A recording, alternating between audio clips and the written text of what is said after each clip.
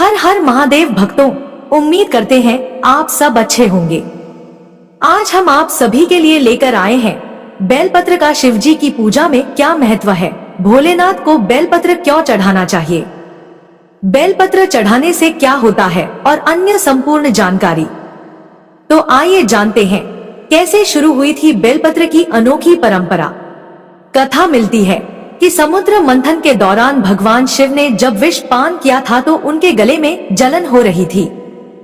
बिल्वपत्र के पौधे में विष निवारक गुण होते हैं, इसलिए भोलेनाथ को बेलपत्र चढ़ाया गया ताकि जहर का असर कम हो। मान्यता है कि तभी से भोलेनाथ को बेलपत्र चढ़ाने की परंपरा शुरू हुई। एक अन्य कथा के अनुसार बेलपत्र की 3 पत्तियां भगवान शिव के 3 नेत्रों का प्रतीक हैं, यानी शिव का ही रूप है, इसलिए बेलपत्र को अत्यंत पवित्र माना जाता है। शिव पुराण में भी बेलपत्र के बारे में बहुत कुछ वर्णित है। भोलेनाथ की पूजा में बेलपत्र का विशेष महत्व है। महादेव एक बेलपत्र अर्पण करने से भी प्रसन्न हो जाते हैं, इसलिए उन्हें आशुतोष भी कहा जाता है।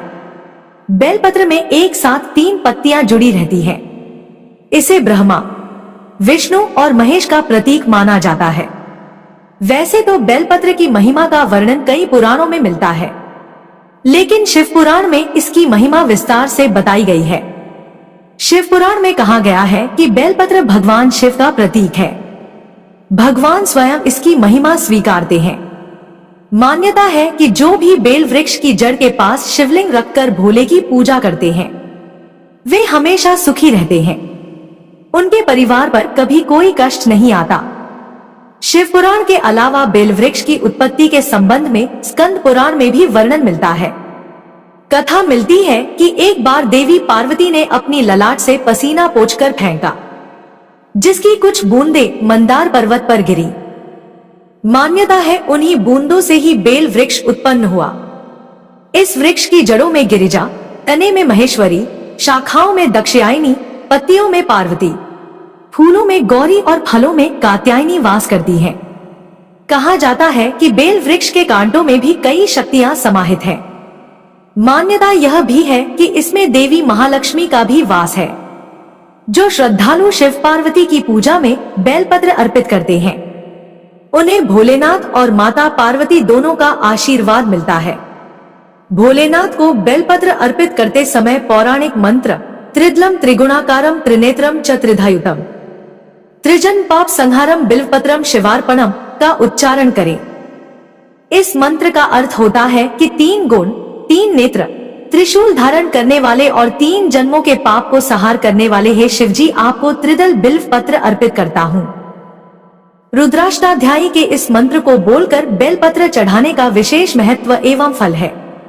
कहा जाता है कि बेलपत्र को तोड़ते समय भगवान शिव का ध्यान करना चाहिए। इसके अलावा इस बात का भी ख्याल रखें कि कभी भी चतुर्थी, अष्टमी, नवमी, चतुर्दशी और अमावस्या तिथि पर बेलपत्र न तोड़े। साथ ही तिथियों के संक्रांति काल और सोमवार को भी बेलपत्र नहीं तोड़ना चाहिए। बेलपत्र को कभी भी टहनी के साथ नहीं तोड़ना चाहिए। इसे चढ़ाते समय 3 पत्तियों की डंठल को तोड़कर ही चढ़ाना चाहिए। भगवान शिव को बेलपत्र और इसको चढ़ाते समय क्या सावधानियां बरतनी चाहिए। बेलपत्र में औषधीय गुण होते हैं। बेलपत्र चढ़ाते समय कुछ बातों का ध्यान रखना आवश्यक है। शिवलिंग पर बेलपत्र अर्पित करने के बाद जल चढ़ाएं। इससे भगवान शिव को शीतलता मिलेगी और उनका आशीर्वाद प्राप्त होगा। हमेशा 3 पत्तियों वाला बेलपत्र ही चढ़ाना चाहिए। जिस तरफ बेलपत्र की पत्तियां चिकनी हो, उसी तरफ से शिवलिंग पर चढ़ाएं।